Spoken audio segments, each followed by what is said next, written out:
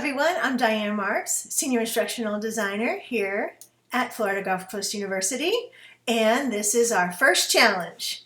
Our first challenge is to sort of think about switching into the online learning environment. So moving from all of those expectations and all of that expertise that you have in that face-to-face and sort of shifting it into the online environment.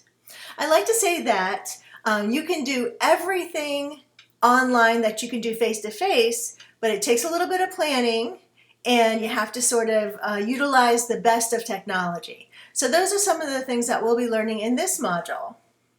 This module is going to be all about reflection and thinking about your attitude towards moving online. What are your assumptions about teaching and learning online? Also, it's a good time for us to look back on our philosophy, and our philosophy about teaching was based on that face-to-face idea. So now in our text, we talk about some additional components you want to think about and adding those to your philosophy. And finally, when you start to think about all of those important things like being there for students and giving good feedback and monitoring the discussion forums, it's so exhausting. It can take up all your time. So the final part of this module is going to be that we look at our time management plan. How are we going to make sure that we balance life work so that we are happy and healthy and rested and we can give that passion to our students online? So some of the projects that you'll be doing is you'll be going into Flipgrid again, and you'll be discussing that community of inquiry, which is really important, those 3 domains. That's what helps us to create that supportive, nurturing, engaging learning environment.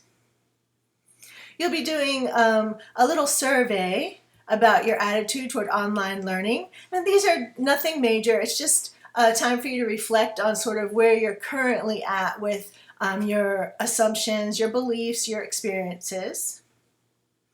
And then we're going to also help you to create a communication plan for your online course. So when you're teaching face-to-face, it's easy for you to explain a lot of things to students, to answer questions.